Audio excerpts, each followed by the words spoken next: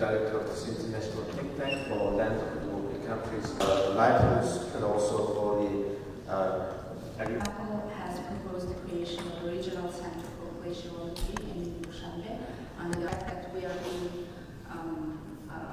linked here is a good. This is dynasty. The issue of glacial wealth is not just an environmental concern for countries like Nepal.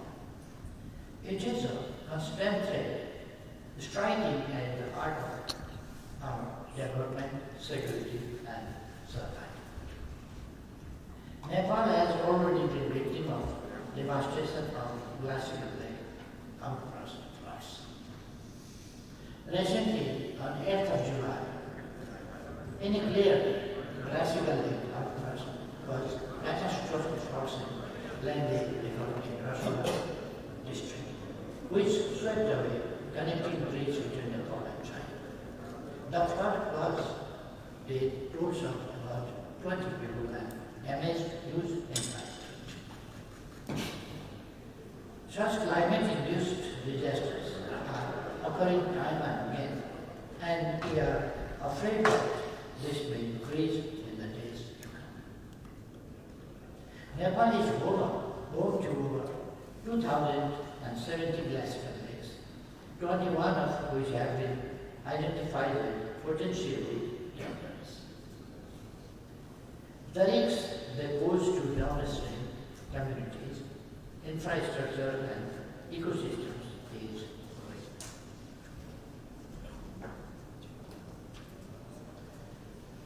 Our agriculture, hydropower, tourism, and biodiversity, all climate-sensitive sectors are increasingly at risk. These threats extend beyond our national boundaries. What happens in our mountains has cascading effects across borders, regions, and generations. Excellencies, scientific projections are deeply troubling.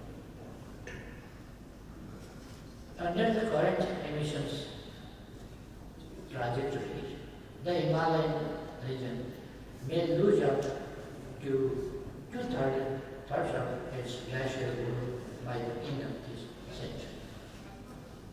Even if global temperature rise is limited to 1.5 centigrade, a one-third reduction remains likely.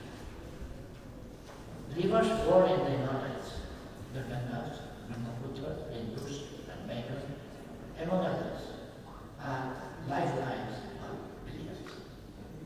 As glaciers recede, these river systems will dry up, threatening water availability, agriculture, and energy security.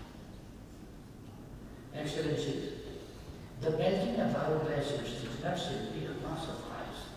It is a loss of lives, livelihoods, energies, and hope. The cry of the glaciers is unsilent. It is loud and urgent. It is a plea not just for action, but for justice. We need to answer many big questions.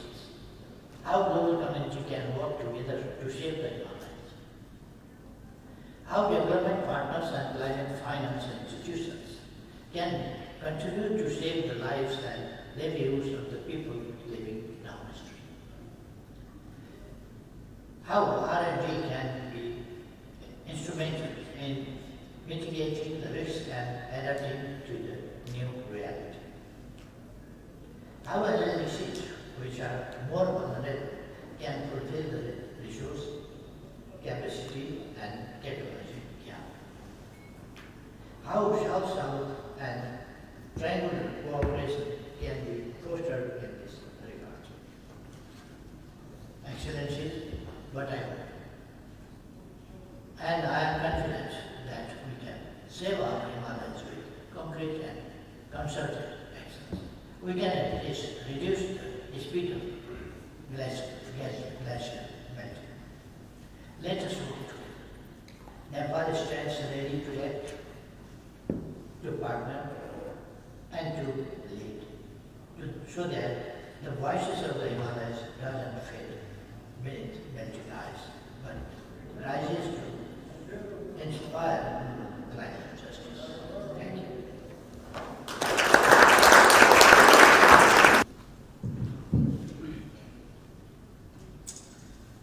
Excellency, the Honorable Prime Minister of Nepal, Excellencies, distinguished delegates, ladies and gentlemen, and my dear friends, I bring to you the warm greetings of His Majesty.